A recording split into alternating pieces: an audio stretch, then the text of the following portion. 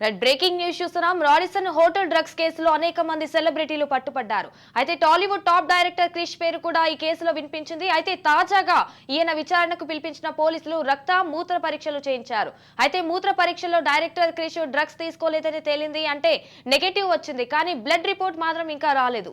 ఈ రోజు సాయంత్రానికల్లా ఆ రిపోర్ట్ కూడా వస్తుంది. అయితే యూరిన్ టెస్ట్ లో నెగటివ్ వచ్చినప్పటికీ పోలీసులు ఆయనకు మరోసారి విచారణకు రావాలని కోరారు. సాక్షిగా ఆయన వాంగ్మూలం తీసుకుంటామని చెప్పినట్లు తెలుస్తోంది. చూడాలి మరి ఈ కేసులో ముందు ముందు ఏం జరగనుంది అనేది.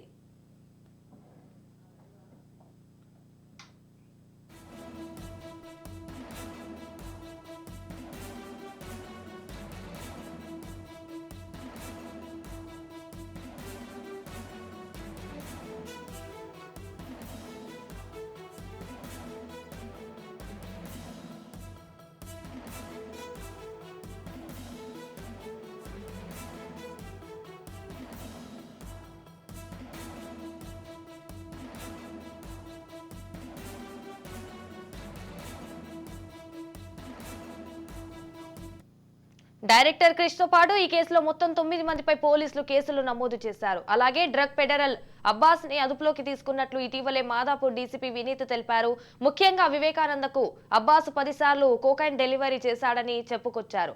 అలాగే వివేకానంద, కేదార్, నిర్భయులు కూడా కోకైన్ సేవించినట్లు తెలిసిందని డీసీపీ వినీత్ వెల్లడించారు. ముఖ్యంగా లిషి గణేష్, కల్లపు, శ్వేత, నందీప్లు పరారీలో ఉన్నట్లు వివరించారు. చరణ్ ప్రస్తుతం బెంగళూరులో ఉన్నాడని తెలిపారు.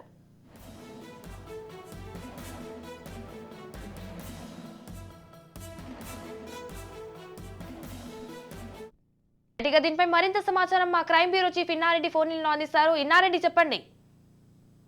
సంజన, మనం గమనించవచ్చు ఈ డ్రగ్స్ కేసు వ్యవహారంలో నిన్న క్రిష్ నాటకీయ పరిణామాల మధ్య మొట్టమొదటిగా ఆయన కోర్టుకు వెళ్లడం, కోర్టు సోమవారంకు వాయిదా వేసి దీనికి సంబంధించిన ఫుల్ డీటెయిల్స్ ఇవ్వమని చెప్తున్న నేపథ్యంలో అప్పటికే పోలీసులు నోటీసులు జారీ చేశారు. కాబట్టి నాటకీయ పరిణామాల మధ్య పోలీసుల ముందు హాజరవడం జరిగింది. క్రిష్ అయితే దాదాపు 4 గంటల పాటు విచారించిన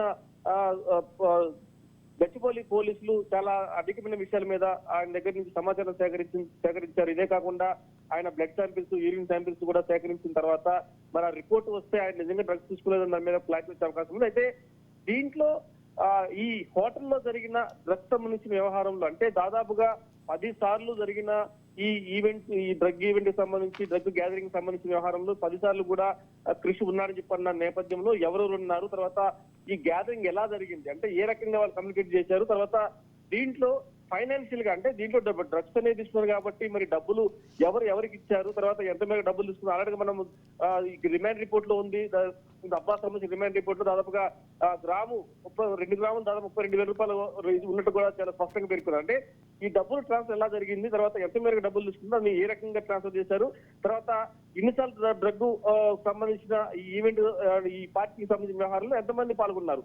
సో దీని మీద కూడా చాలా కీలకమైన సమాచారాన్ని క్రిష్ దగ్గర సేకరించారు.